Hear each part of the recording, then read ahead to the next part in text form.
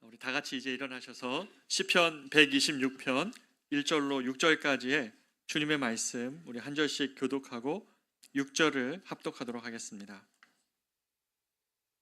하나님의 말씀입니다. 여호와께서 시온의 포로를 돌려보내실 때에 우리는 꿈꾸는 것 같았도다.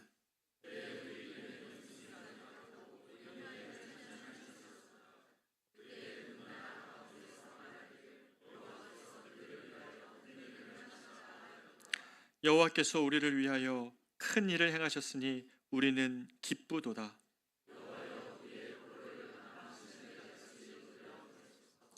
눈물을 흘리며 씨를 뿌리는 자는 기쁨으로 거두리로다.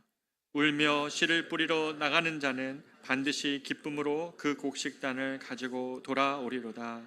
아멘. 자리에 앉겠습니다. 저는 오늘 여러분과 이 시편 126편의 말씀을 가지고 눈물로 씨를 뿌리는 자라는 제목으로 은혜를 나누고자 합니다. 여러분 진주 잘 아시죠? 진주는 고귀하고 값비싼 보석입니다. 그러나 진주에 또 다른 이름이 있습니다. 조개의 눈물이라고 합니다. 조개 안에 이물질이 들어와서 그 이물질을 이겨내고 씨름하고자 그 여러 가지 물질을 그 이물질을 곁을 감싸 안으면서 그렇게 시간이 지나고 그렇게 씨름하면서 생겨난 것이 바로 진주입니다. 이 진주의 이 비유는 자연계에 있어서 귀중한 것이 만들어지는 모든 원리를 담고 있습니다. 자연계에서도 좋고 귀한 것들은 수많은 눈물과 같은 시간이 지난 다음에야 생겨나는 것입니다. 우리가 성경 말씀을 두고 묵상하면서 이 말씀이 정말 맞다, 정말 생에 관한 진리다라는 말씀이 있습니다. 그것이 오늘 5절, 6절의 말씀입니다. 인생을 어느 정도 살아오신 이후의 분들의 중년 이후의 분들이라면 눈물로 흘리며 씨를 뿌리는 자는 기쁨으로 단을 거두리로다라는 이 말에 깊이 공감하실 것입니다. 눈물로 씨를 뿌리지 않는 삶에 기쁨으로 돌아오는 단은 없다는 사실을 인식하고 있다는 것이죠. 이 말씀은 씨를 뿌리기 전, 아직 수고도 하기 전에는 노래할 수 없는 노래이겠지만, 그러나 눈물과 땀의 시간이 다 지나고 난 다음에 결실을 맺을 때는 정말 그때 흘렸던 눈물을 주님이 기억하시고 가을이 되면 어김없이 추수하게 하신다는 이 노래를 깊이 마음에서 공감하게 된다는 것입니다. 오늘 본문에서 우리라고 말하는 이 노래를 하고 있는 주인공들이 있습니다. 이들은 누구일까요? 이들은 아마 지금 인생에서 어떤 시간들을 지나고 가을과 같은, 아니 가을의 추수의 때와 같은 시간을 보내고 있습니다. 자신의 인생의 뒤를 돌아보면서 눈물의 때를 지났고 그때 뿌렸던 눈물을 시간을 기억하면서 지금 감격에 젖어 있는 것입니다. 눈물로 씨를 뿌린 결실을 지금 손에 들고 꿈꾸는 자 같은 감격에 있다고 오늘 본문은 말씀하고 있습니다. 여러분, 무엇이 이들을 이렇게 감동하게 했습니까? 무엇이 이들의 감격이었습니까? 우리가 이것을 알기 위하려면 오늘 본문의 배경이 조금 우리에게 이해하는 것이 필요합니다. 오늘 본문의 이 주인공들은 이스라엘 나라가 이제 마지막에 이르면 그들이 큰 죄로 인해서 하나님께 의해 심판을 받고 바벨론으로 포로로 끌려갑니다. 그들은 죄로 인해서 멸망을 받았습니다. 하지만 많은 사람들이 죄를 범하고 살았지만 그 중에는 모든 자가 아닌 소수의 남은 자, 경건한 자들이 있었습니다. 이들은 국가를 위하여 눈물을 흘리며 탄식했습니다. 어떻게 하든지 이스라엘이 처한 운명을 되돌리고자 몸부림쳤습니다. 하지만 그들의 힘으로 할 수 있는 일들이 아무것도 없었습니다. 이스라엘은 점점 더 멸망의 길을 갔습니다. 하나님께서는 이들이 간절히 호소하고 간절히 사람들에게 간구했지만 하나님은 연대 책임 속에서 이스라엘을 패망케 하셨고 이들도 같이 포로로 잡혀가게 했습니다. 포로로 잡혀가서 포로 생활하는 것, 여러분, 이것은 정말 눈물로 씨를 뿌리는 시간과 같았습니다. 우리나라는 잘 압니다. 일제강점기에 고통 속에서 그 어려웠던 역경의 시간을 지나왔기 때문에 남의 지배 속에 사는 고통이 무엇인지 우리는 이스라엘 나라와 되게 닮아 있어서 이것이 뭔지 압니다. 바벨론 사람들은 포로된 이스라엘 사람들을 강가로 끌어왔습니다. 그러면서 놀이개를 삼았습니다. 노래해라, 춤춰라, 온갖 희롱을 하기도 했었습니다. 어떤 때는 모함을 하면서 에스더서처럼 온 이스라엘 백성들이 죽임을 당할 위기에 처하기도 해서 이스라엘 온 사람들이 죄를 뒤집어쓰고 금식하며 기도하면서 울부짖어야 되는 시간도 그들은 보내야 했습니다. 이 모든 일들이 그들이 울며 씨를 뿌렸던 시간이었습니다.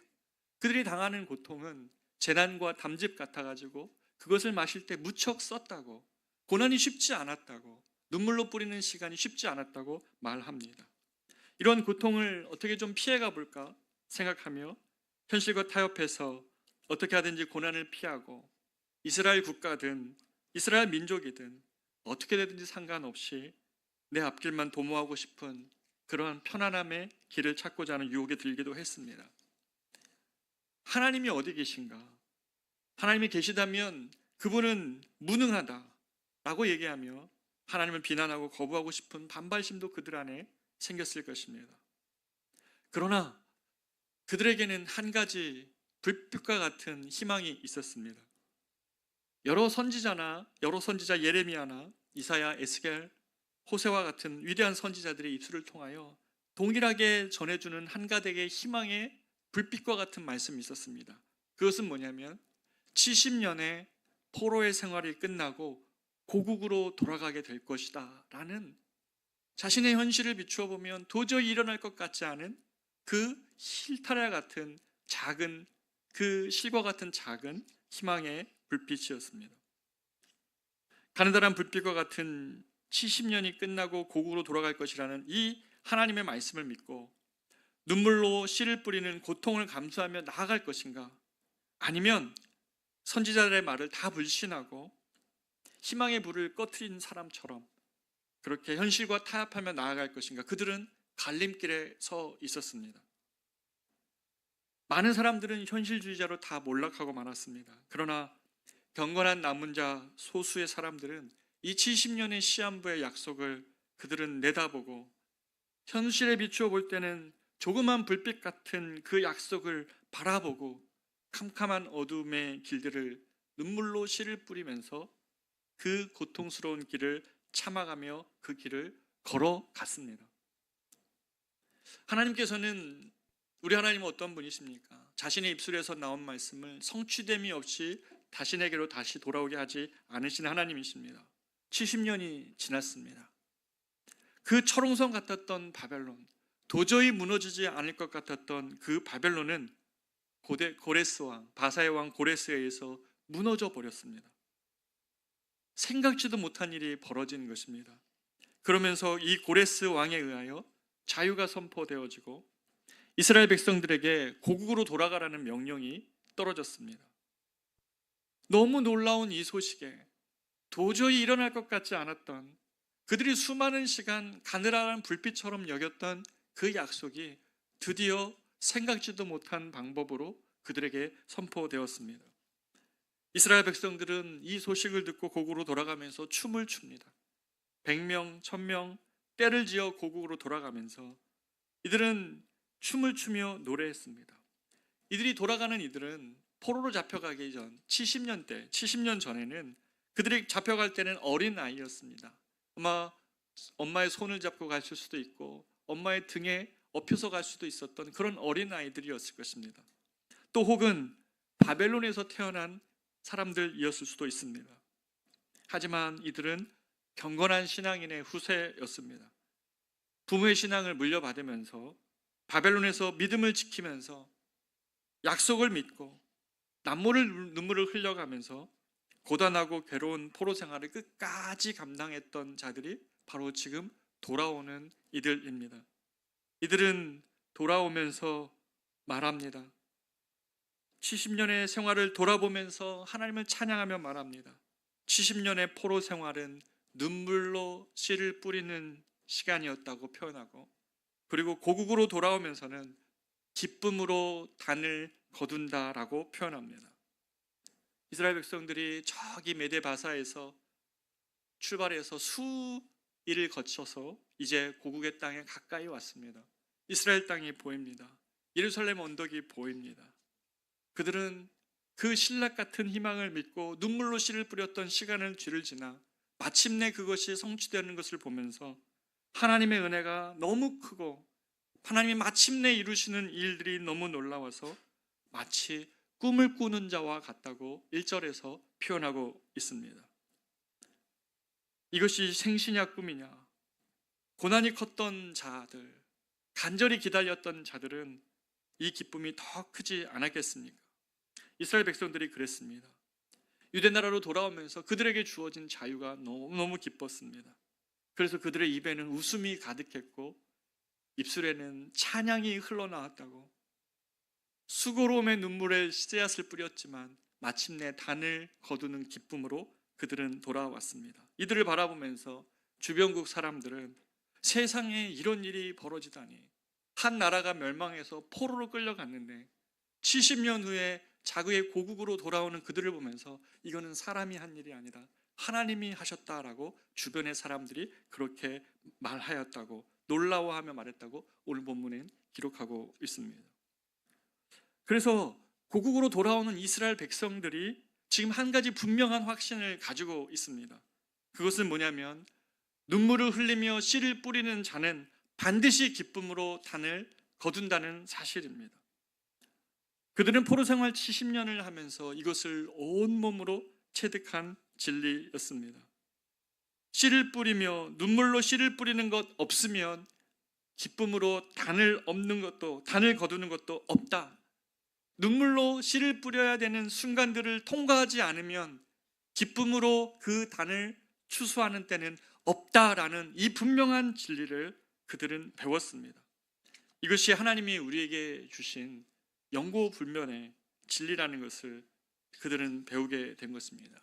사랑하는 여러분, 이 놀라운 진리는 그때나 지금이나 조금도 변하지 않았습니다. 자연계에서 아까 조개의 원리였던 것처럼 눈물의 시간들이 없이 고귀한 것은 빚어지지 않습니다. 신앙의 세계에서도 역시나 진리입니다. 성경은 적게 심는 자는 적게 거두고 많이 심는 자는 많이 거둔다 말씀하셨습니다. 사람이 무엇을 심든지 그대로 거두리라 라는 이 모든 말씀을 한마디로 요약한다면 눈물의 파종이 없이는 기쁨의 추수도 없다라는 것이 성경이 말씀하시는 분명하고도 모든 것에 진실되게 적용하는 진리라는 사실입니다. 우리는 일반 사회나 역사에서도 이러한 진리를 많이 봅니다. 아까 말씀드렸던 자연계에서 아름답게 빚어지는 진주도 그렇습니다. 진주뿐만 아닙니다. 역사적인 음악이나 그림이나 글들은 어떻습니까? 온갖 비극과 역경을 씨앗으로 심어서 그것을 통과한 사람들에게 나타나는 불후의 역작들이 우리들에게 주어져 있습니다. 우리가 잘 알고 있는 베토벤의 운명고양곡도 그가 귀가 잘 들렸을 때가 아니라 귀가 멀어져서 더 이상 그 소리를 들을 수 없을 때 그 머릿속에서 그 아픔과 어려움의 시간을 다 통과한 다음에 그 속에서 진주처럼 빚어진 교향곡이 바로 베토벤의 교향곡 운명이었습니다. 저는 이러한 내용을 볼 때마다 시각장애인으로서 우리에게 유명한 우리 미국 백악관 보좌관까지 올라갔던 강영욱 박사님이 생각이 납니다. 그분의 일대기가 참 우리에게 많은 감동을 줍니다. 시각장애인으로서 어려움과 난관이 있었습니다. 남이 쉽게 하는 일을 그분은 더 많은 노력을 해야만 겨우 따라갈 수 있는 그런 인생이었습니다. 하지만 시각장애인으로 온갖 어려움을 뚫고 이 백악관의 고위직 자리에까지 올랐던 그분의 이야기는 많은 이들에게 감동을 줬는데, 저는 그런 이야기보다 이분이 자신의 아들과의 이야기를 간증했던 것이 마음에 너무나 남습니다. 이 아버지의 삶, 아들이 보기에 이 아버지의 삶은 역경 속에서도 헤쳐나가는 삶일지 모르지만 어린 아들이 보기에 아빠는 장애를 가지고 있는 아빠였습니다. 남들처럼 같이 놀아주지도 못하고 나팀처럼 공을 던져주지도 못하는 그런 아빠였습니다. 아이들은 수군거렸습니다. 이 아빠의 장애에 대해서 아이들은 뒤에서 수군거렸습니다. 아빠는 이런 사실들을 알고 이 강영환 박사님은 어느 날 이 의기소침해하는 아이를 세워주고자 싶었습니다. 그래서 어느 날 아이들이 잠자리에 들 때에 들어가서 동화책을 읽어주기를 원했습니다. 그러면서 이야기합니다. 아들아, 나는 남들이 하지 못하는 능력이 있다. 어디 한번 볼래? 그러면서 불을 끕니다. 불을 끄고 그 어두움 속에서, 불빛 하나 없는 어두움 속에서 아들에게 동화책을 읽어줍니다. 어떻게 읽어줬을까요? 네, 점자책이죠. 점자책을 통해서 아들에게 동화 속 동화책을 읽어줍니다. 어린 아들은 아버지의 이 능력이 너무너무 신기했습니다. 그러면서 이 남들이 가지고 있지 않은 능력을 우리 아버지가 가지고 있다는 사실을 알았습니다. 아버지는 장애를 가지고 있는 딴 세상의 사람이 아니라 장애를 가지고 있어서 특별한 능력을 가지고 있는 아버지였습니다. 그래서 아버지를 자랑스럽게 생각하게 됐고, 이 아들은 구깁살 없이 자라가면서 그 아버지를 자랑스러워했습니다. 아들을 향한 아버지의 눈물의 노력이, 눈물의 사랑이 이 아이에게 구김살 없이 크며 나중에 사회에서 정말 건실한 형제로 자라갔습니다. 여러분, 인간의 세계도 관찰해 보면 눈물로 씨를 뿌림이 없이 어떤 열매가 나옵니까? 그런 열매는 없습니다. 좋은 것은 그렇게 열매 맺어지지 않는다는 것입니다. 우리가 너무나 편리함과 그리고 안락함, 수고하지도 않고도 좋은 것을 얻으려 하는 이러한 안일주의라는 병에 빠지면 우리 삶에는 어떤 좋은 가치가 하나도 맺어지지가 않는다는 것입니다. 여러분 중에 무슨 뜻을 세우고 무엇을 계획하고 시작했습니까? 그러면 오늘 말씀처럼 눈물로 씨를 뿌리는 것을 피해가지 말아야 됩니다. 잠언 20장 21절에서는 이렇게 말씀합니다. 처음에 속히 잡은 산업은 마침내 복이 되지 아니하느니라 라고 말씀합니다. 무슨 말입니까? 처음에 속히 잡은 산업, 수고하고 땀 흘리며 어떤 대가를 지불하지도 않게 속히 잡은 산업은 마침내는 그것이 복이 되지 않는다고 말씀합니다. 수고하고 땀 흘리며 어떻게든 잘해보고자 하는, 그렇게 애쓰며 애태우는, 눈물로 지새우는 많은 밤들을 거치고 축적하고 난 다음에야 하나님이 주시는 복을 진실로 경험하는데, 어떻게든지 쉽게 가는 길을 걸으려 하면 절대로 그것은 복이 되지 아니한다. 일찍 주어진 산업이라 할지라도 절대로 복이 되지 않는다라는 것이 하나님이 우리에게 주신 말씀입니다. 진리의 말씀입니다. 하나님의 진리는 절대로 거짓이 아닙니다. 일찍 핀 꽃은 일찍 지게 마련입니다. 그렇게 먼저 값을 치르십시오. 먼저 값을 치르고 그 다음에 대가를 바라십시오. 이것이 건전한 그리스도인의 사고방식입니다. 쉽게 무엇이든지 하려고 하지 마십시오. 그것은 피차가 망하는 길입니다. 우리 예수 믿는 사람들은 이 시대 속에서 눈물로 씨를 뿌릴 때 기쁨으로 단을 거둔다는 이 분명한 진리를 보여줘야 되는 사람입니다. 이렇게 살아가면서 이 병든 사회, 안일하고 편안하고 쉽게 가면서 그러나 좋은 것을 얻으려고 하는 이 욕망의 시대에, 아니다, 자연도 말하고 있고 성경도 말하고 있다, 눈물로 씨를 뿌리는 자에게만은 기쁨으로 단을 거두는 날이 있다라는 이 분명한 주님의 진리의 말씀을 우리는 살아내야 되는 것입니다. 이 원리가 자연계나 우리 일상생활에만 여러분 그렇습니까? 아니죠. 신앙생활도 마찬가지입니다. 여러분, 무엇이 신앙생활입니까? 오카는 목사님은 신앙생활을 세 가지로 정의를 했습니다. 신앙생활이란 거룩을 추구하는 삶이다. 두 번째, 순종하는 삶이다. 세 번째, 헌신하는 삶이다 라고 정의했습니다.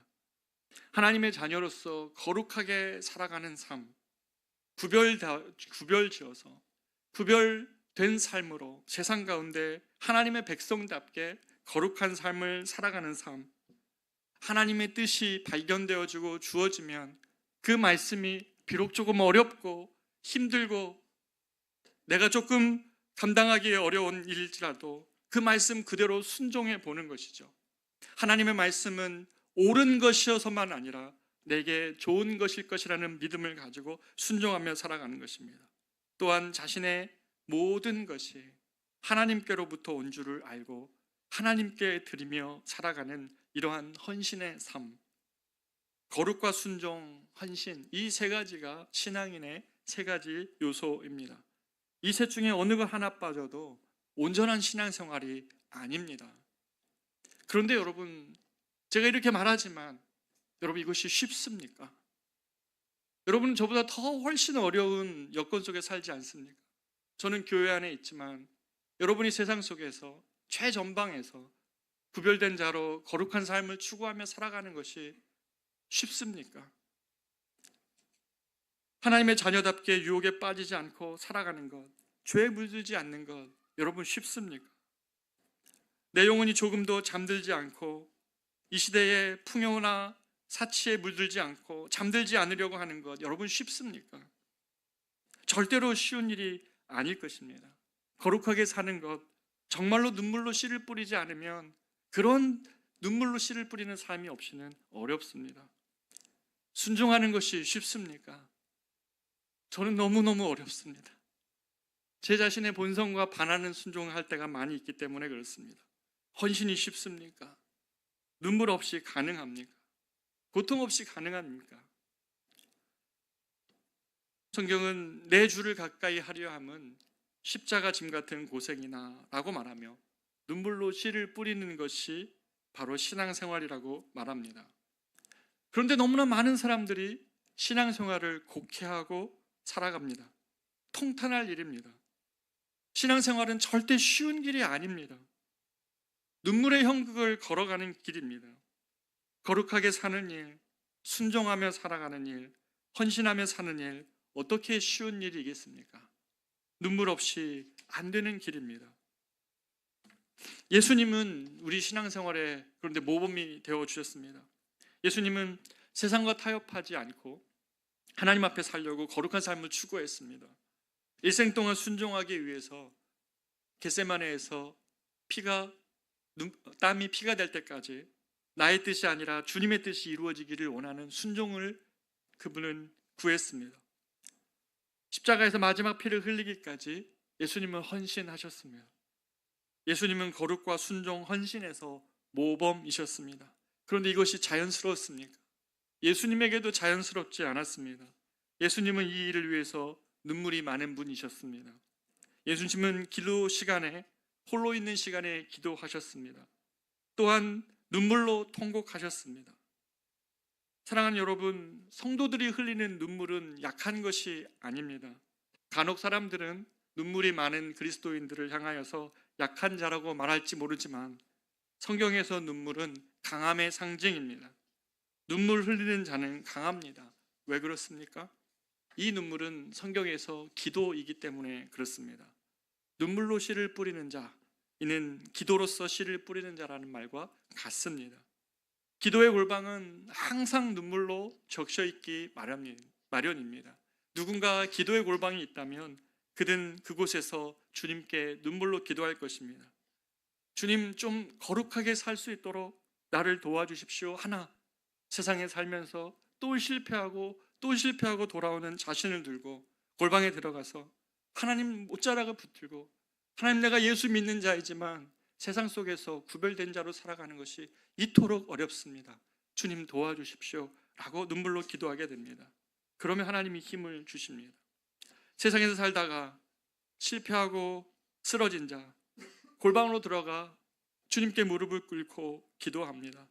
주님, 나를 도와주십시오. 나의 약함을 도와주십시오 라고 기도할 때 주님은 다시 그를 강하게 하십니다. 눈물로 씨를 뿌리는 자죠. 헌신이 바로 되지 않을 때 주여, 나로 하여금 주님을 위하여 살게 하여 주옵소서 라고 기도할 때 하나님께서는 그 기도 속에서 그의 영안을 열어주시고 하나님께서 그를 위하여 준비된 하늘의 상급을 보여주시면서 이 땅에서 내 삶을 들여 아낌없이 주를 위하여 섬기며 사는 그 하늘의 영광이 무엇인지를 기도 속에서 알려주십니다. 어디에서 이런 일들이 일어납니까? 어디에서 이런 신앙의 일들이, 사람의 일이 아닌 신앙의 일들이 일어납니까? 그건 기도의 골방입니다. 모든 것이 바로 그 기도의 골방에서 준비됩니다. 그렇기 때문에 신앙생활을 제대로 하려면 이 눈물의 기도가 없으면 절대로 되지 않습니다. 우리 자신의 힘으로는 불가능한 것이 바로 이 신앙생활입니다. 그리고 여기서 신앙생활은요, 바울이 얘기한 것처럼 나는 심고 아볼로는 물을 주었으니 하나님께서는 자라게 하신다라고 말하는 것처럼 우리의 신앙생활은 심는 것임을 이해하는 것이 매우 중요합니다. 여러분, 자연 속에 짓는다와 심는다라는 단어를 한번 생각해 보십시오. 자연은 지어진 것은 다 허무입니다. 지어진 것은 먼지가 쌓이고 금이 가고 낡아져 갑니다. 녹이 슬고 동록이 되어서 결국은 무너집니다.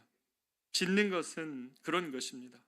그러나 신앙생활을 짓는다라고 말하지 않고 주님은 신앙생활을 심는다라고 말합니다. 신앙생활은 심는 것입니다. 이 심어진 것은 자연에서는 자연이 모든 것을 동원하여 이 심어진 것을 자라가게 합니다. 자연은 싹이 트게 하고 그리고 잎사귀를 내게 하고 가지가 나고 열매를 맺도록 자연은 끝까지 돕습니다. 목적을 완성할 때까지 쉬지 않고 자연은 이 일을 도와갑니다. 여러분, 신앙생활은 심는 일입니다. 일단 우리가 시작하고 눈물로 씨를 심는다면 그 다음부터 자라가게 하시는 이는 하나님이십니다. 그것이 마지막 열매를 맺을 때까지 쉴 사이 없이 하나님이 성장시키시는 축복을 주십니다. 바로 이 과정 속에 우리에게 필요한 것이 있다면 바로 이 심는 일에 눈물이 필요한 것입니다.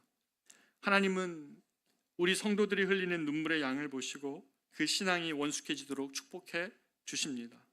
그렇기 때문에 눈물이 메마른 자는 신앙이 자라지 않습니다. 왜냐하면 눈물로 씨를 뿌려야 되는 수많은 순간을 회피했기 때문에 그렇습니다. 저는 우리 순장님들이 바로 이러한 분들이라고 생각합니다. 순장이 되시기 전에, 영혼을 섬겨보기 전에는 눈물로 씨를 뿌리는 것이 뭔지 이해할 수 없습니다. 그러나 맡겨진 순원들의 삶을 위해서 기도하고 그들의 삶에 어려움 가운데 있는 것을 알고, 그러나 그것이 지금 되어지지 않고 해결되어지지 않는 것 때문에 또 그 한 영혼이 주님을 알고 성장하기 위하여서 눈물로 씨를 뿌리는 그 수고로움을 순장이 되어서야 압니다. 순장이 되어지면 순원을 섬기면서 그 영혼을 향한 주님의 눈물이 그 마음에 담기게 됩니다. 가슴이 컬컬하고 답답한 무엇인가가 있을 때 하나님 앞에 눈물을 흘리는 사람이 되어야 합니다. 어떤 때는 하나님 말씀 앞에서 씨름하며 그 말씀을 부여잡고 눈물을 흘릴 줄 아는 사람이 되어야 합니다. 씨를 뿌리는 수고를 하는 것입니다. 이런 사람에게는 신앙이 점점 성장합니다. 열매를 맺을 때까지 계속 이런 자는 자라갑니다. 그리고 반드시 추수할 때가 오게 되는 것입니다. 갈라디아서 6장 9절은 그래서 우리에게 말씀하십니다. 우리가 선을 행하되 낙심하지 말지니 때가 이름에 거두리라 라고 말씀하시며 이 때가 올 것임을 우리에게 분명하게 약속해 주십니다. 사랑하는 여러분, 그러나 이 때는 언제입니까? 언제 우리는 거두게 됩니까? 우리가 그러나 거두어야 할 이 추수는 이 세상에서 온전히 완성되는 것은 아닙니다. 우리가 신앙생활하면서 때로 땀 흘리고 눈물 흘리며 많이 심었을지라도 이 세상에서 온전한 형태로 거두지 못합니다. 하나님 나라의 일은 이 세상에서 완성이라는 것이 존재하지 않습니다. 우리가 아무리 주님을 위해 헌신하고 일을 많이 했을지라도 그 아름다운 열매의 기념탑을 이 세상에 세울 수는 없다는 것입니다. 추수의 알곡을 모으는 이는 하나님이시요 그리고 추수의 일꾼은 천사들입니다. 우리는 그 추수할 때, 주님의 추수할 때에 동참하면서 주님의 오른편에서 의의 면류관 쓰고 주님과 함께 기뻐할 것입니다. 이스라엘 백성들의 이 경건한 후손들이 바벨론에서 돌아오면서 꿈을 꾸는 것처럼 기뻐하고 환호했던 것처럼 그 놀라운 추수는 이 세상에서 우리에게 주어지는 것이 아닙니다. 이 세상은 끝까지 눈물로 씨를 뿌려야 됩니다. 얼마 전에 미국의 카터 대통령이 소천하셨던 기사가 나왔습니다. 미국의 대통령 중에 현직 때보다 그 은퇴 후에 더 유명하신 분은 아마 이 카터 대통령이 유일할 것입니다. 이 카터 대통령은 세계의 모든 분쟁 지역에 가서 그 분쟁 지역의 문제를 해결하고자 했던 그러한 대통령이었습니다. 그런데 이분의 여러 가지 기사들과 이야기들이 많이 있지만 이분에 관한 유명한 이야기가 있죠. 그것은 뭐였냐면 나는 평생 힘이 있는 날 동안 주일학교 교사로 헌신했노라 라는 것이었습니다. 카터는 힘이 있는 동안에 주일학교 교사로 수고하면서 자신의 모든 인생을 씨를 뿌리는 자로 살았습니다. 그런데 카터가 이 평생 동안 해왔던 이 아이들을 위해서 말씀의 씨를 뿌렸던 이 시간이 다 지나서 돌아봤을 때 이들이 다 어디에 갔는지, 그렇게 씨를 뿌렸던 아이들이 어떻게 열매가 맺고 자라가고 있는지 다 알 수 있었을까요? 어쩌면 아무런 흔적도 없이 지나간 세월일지도 모릅니다. 어떻게 열매가 맺히고 있는지 몰랐을 것입니다. 씨를 밭에 던진 것이 아니라 물에 던진 것처럼 다 흘러가 버린 것처럼 세월의 강물에 흘러간 것일 것처럼 느꼈을 수도 있습니다. 세상에서 우리가 하는 봉사나 헌신이 다 그런 것입니다. 바울도 나와 함께 있는 자가 하나도 없도다라고 말하며 디모데후서 4장 16절에서 말하였습니다. 세상에서 그리스도를 위한 헌신이 어떤 열매를 맺어 돌아오기보다는 오히려 주를 위하여 짐을 진 십자가의 흔적, 그것만이 우리들에게 남을지도 모르겠습니다. 이 세상에는 진정한 추수가 없습니다. 우리는 이 세상에서는 눈물로 씨를 뿌리는 일만 하다가 갈 것입니다. 그러나 우리가 짐 엘리엇의 이야기를 눈여겨봐야 됩니다. 에콰도르의 선교사로 자신의 인생을 드렸던 짐 엘리엇, 전능자의 그늘이라는 책의 주인공인 이 짐 엘리엇은 자신이 갈 수 있는 출세의 모든 길을 다 뒤로하고 주님을 위하여 자신의 인생을 드리면서 이 에콰도르 선교사로 들어갑니다. 에콰도르 선교사로 들어가기 전 그는 많은 일기와 많은 글들을 남깁니다.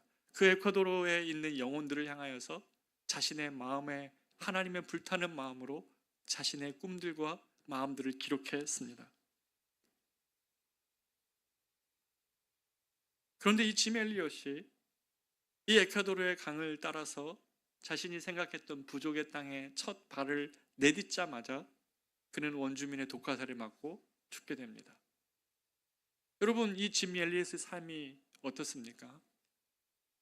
너무나 허무하고 아무것도 없는 것 같지 않습니까? 물론 짐 엘리엇의 장례를 치른 짐 엘리엇의 부인과 딸은 그 에콰도르의 그 부족으로 다시 들어갑니다. 그리고 마음의 문을 열어준 그 사람들에게 당신들이 죽였던 그 사람이 바로 나의 남편이라고 이야기했을 때에 그들의 문이 열렸습니다. 이 짐 엘리엇의 삶이 실패자같이 여겨지고 어떤 점에서는 그 수고의 대가가 무엇이냐고 물을지 모르겠지만 이 세상에서 우리가 하는 모든 일에 크고 작은 차이가 있겠지만 아무것도 이 세상에서 완성된 결과는 없습니다. 나중에 정말 꿈꾸며 추수하는 자에 참여하는 것은 저 세상 주님 오실 때입니다. 그때에 가면 정말 꿈꾸는 자처럼 황홀해하며 하나님의 기쁨의 추수에 참여하는 자들이 있습니다. 지금 이 세상에서는 저렇게 살아가고 저렇게 헌신한 삶에 왜 그렇게 수고하다가 하나님 품에 갔냐고 말할지 모릅니다. 그러나 주님의 추수의 때가 이르면 그 사람 내에 하나님의 추수에 같이 동참하며 기뻐할 것입니다. 이 짐 엘리엇은 에콰도르 땅의 그리스도인들을 보며 하나님의 추수에 기쁨으로 동참할 것입니다. 사랑하는 여러분, 신앙생활이란 완성은 없습니다. 신앙생활이라는 것은 눈물로 씨를 뿌리는 것입니다. 사랑하는 여러분, 저는 여러분 중에 이 눈물로 씨를 뿌리는 이 괴로움을 계속 기피하기만 하기 때문에 나중에 주님과 함께 거두어야 될 이 추수의 날에 아무것도 동참할 것이 없는 가난한 저처럼 서 있을까 봐 두렵습니다. 저는 여러분이 이 세상에서 어떤 성공을 거두지 간에 하나님 나라에서 이 추수의 때에 빈털터리가 되지 않았으면 좋겠습니다. 한 사람도 그런 사람이 없기를 바랍니다. 주님을 위하여 헌신할 수 있는 기회가 오면 작은 것이라도 주님을 위해 헌신하는 삶을 사십시오. 순종해야 된다고 주님 말씀하시면 그것이 좀 어렵고 때로는 손해보는 일이라 할지라도 순종할 수 있는 길을 택하십시오. 내가 춘수의 영광에 참여할 수 있는 기회가 눈물로 씨를 뿌리는 자에게 주어지는 것입니다. 눈물로 씨를 뿌리는 수고 쉽지 않습니다. 누가 자기 돈 내는데 아깝지 않은 사람은 어디 있습니까? 헌금 놓고 때로는 고민하지 않는 사람은 어디 있습니까? 누가 시간 바치는데 아깝지 않은 사람은 어디 있습니까? 누가 우리 자녀들을, 저 100여 명의 아이들을 위해서 여름에 자신의 휴가 다 써가면서 남들 다 놀러 갈 때 아이들을 위해서 그 여름 수련회를 참여하는 교사들의 헌신 아깝지 않은 사람은 어디 있습니까? 자기 삶 전체를 바치는 것 눈물 없이는 절대로 될 수 없는 일입니다. 여러분이 하나님 앞에 헌신하고 거룩하게 사는 이 일에 괴롭다고 해서 눈물의 파종을 기피하면 장차 하나님 나라에서 주님과 함께 누릴 영광에 여러분의 몫이 아무것도 없습니다. 저는 여러분께 미리 말합니다. 신앙생활을 잘못 오해하고 있지 않기를 바랍니다. 지금 고쳐야 됩니다. 신앙생활은 쉬운 길이 아닙니다. 나에게 부담스러운 것들은 다 밀어내고 내게 좋은 것들만 취하는 것이 신앙생활 아닙니다. 그런 세상은, 그런 것은 지옥에도 없는 이기적인 그런 모임입니다. 말도 안 됩니다. 우리의 양심에도 그건 맞지 않고요. 성경에도 그렇게 말씀하고 있지 않는 것입니다. 신앙생활은 내 고생하는 것, 옛 야곱이 돌베개 베고 자는 것 같다고 말하는 것입니다.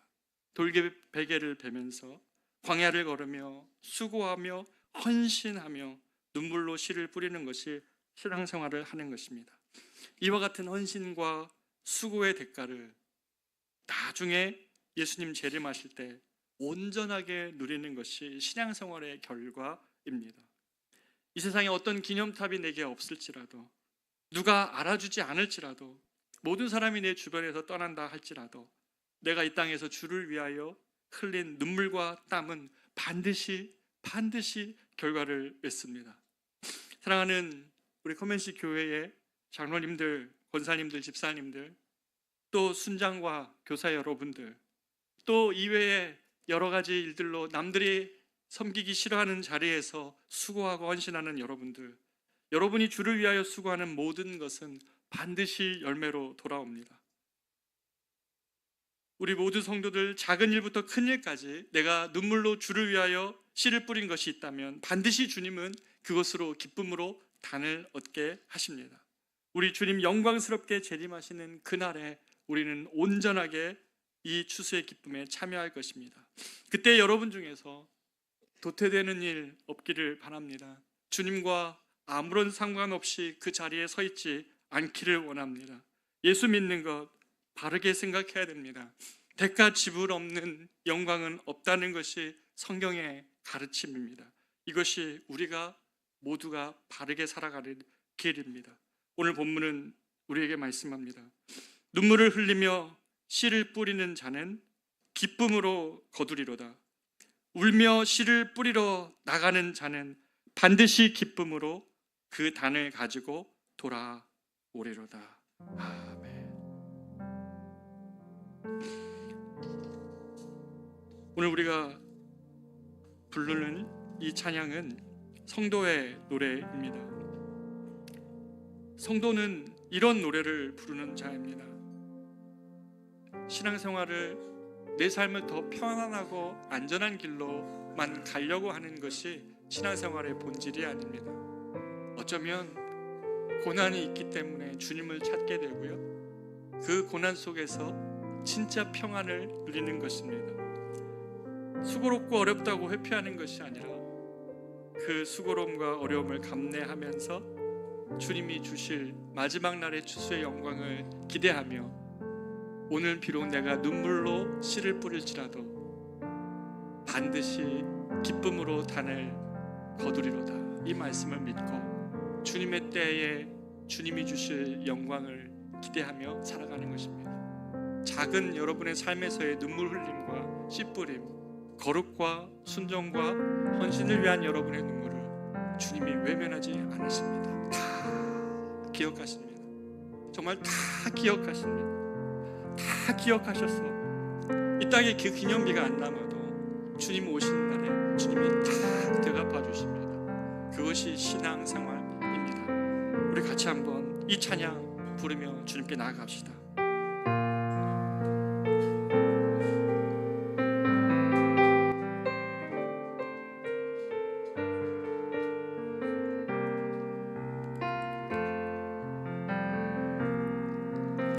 환난 가난과 고난 수고로움 속에도 성도는 그 믿음을 지켰네. 주를 섬기는 일에 자신을 다 드리며 진리의 말씀과 성령으로 그 길을 걸었네. 다시 한번 고백합니다. 환난 가난과 고난 수고로움 속에도 성도는 그 믿음을 지켰네. 주를 섬기는 일에 자신을 다 드리며 진리의 말씀과 성령으로 그 길을 걸었네. 그리스도 안에서 새롭게 하시고 그리스도로 인하여 자유케 되었네. 우리는 무명하나 유명한 자요 죽음의 위기 속에도 참 생명 가졌고 근심하라 기뻐하며 하나하나 다른 일을 그렇게 하는 자로라. 우리는 무명하나 유명한 자요 죽음의 위기 속에도 참 생명 가졌고 근심하나 기뻐하며 하나하나 다른 일을 그렇게 하는 다시 한번 고백합니다. 자로라.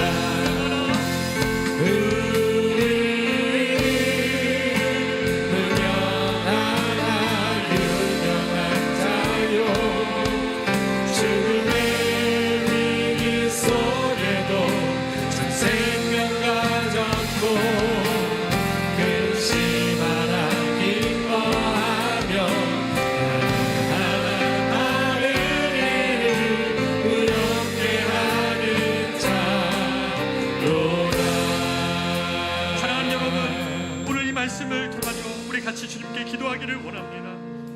자연계에서도 고통이 없이는, 눈물의 시간이 없이는, 그 뿌림이 없이는 절대로 귀한 추수의 때가 오지 않습니다. 우리의 삶에 안일한 편안함과 그런 쉬운 길만을 선택하며 갈 때에는 정당한 대가 지불 없이 존귀하고 고귀한 것은 우리 삶에 맺혀지지 않습니다. 우리 자녀의 삶에도 마찬가지입니다. 부모로서 자녀에게 심는 모든 시간이 수고롭고 눈물 흘리는 시간이겠지만 그 시간이 없으면 고귀한 것은 절대로 잉태되지 않는 것입니다. 신앙생활은 어떻습니까? 주님 앞에서 거룩한 삶, 구별된 삶을 살고 순종하며 헌신하는 삶을 사는 것도 이 눈물로 씨를 뿌리는 그 수고로움의 눈물에 결단과 그 시간이 없이는 절대로 귀한 것이 맺히지 않는다는 것입니다. 주님을 위하여 어떻게 살아갑니까? 추수의 때에 너는 나와 무슨 상관을 가지고 인생은 살아왔느냐? 너는 어떤 열매를 맺기 위하여 살아왔냐고 말할 때에 우리가 아무 말 없이 아무 말 할 수 없는 그러한 삶으로 살지 않기를 원합니다. 우리가 이 시간 같이 한번 기도하기를 원합니다. 주여, 눈물로 씨를 뿌리는 삶, 그 삶을 내가 회피하지 않게 하여 주시옵소서. 그런 신앙의 삶을 내가 살며 다시 내가 회복되게 하여 주시옵소서. 우리 같이 한번 이 시간 기도하며 나아가겠습니다. 기도합니다. 존귀하신 아버지 하나님,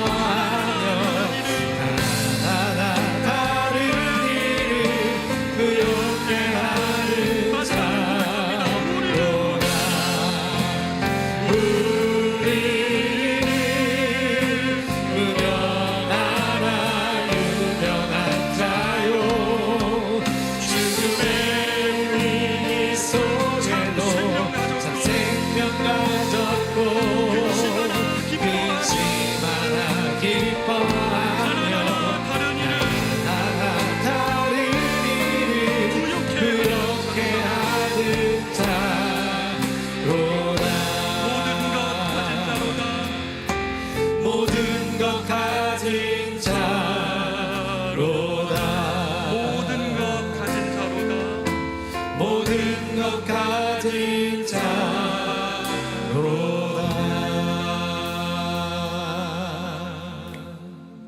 이제는 우리 구주 예수 그리스도의 은혜와 하나님의 크고 놀라우신 사랑하심과 성령님의 함께 하시는 은혜가 눈물로 씨를 뿌리는 자에게는 반드시 기쁨으로 단을 거두리로다 약속하신 아버지의 말씀을 믿고 가정과 삶과 일터의 자리로 돌아가 하나님 이 눈물의 씨앗을 심는 수고를 회피하지 않기로 결단하며 절망하지 않고 그 열매를 거두게 하실 주님의 날을 바라보며 살아가기로 결단하는 그러한 세상과 다른 전망과 기대를 가지고 신실하게 살아가기로 작정하는 사랑하는 모든 성도들의 삶과 저들의 가정과 일터와 이 조국 대한민국과 사랑하는 이 땅의 교회 머리머리 위에 이제로부터 영원토록 함께 있을지어다.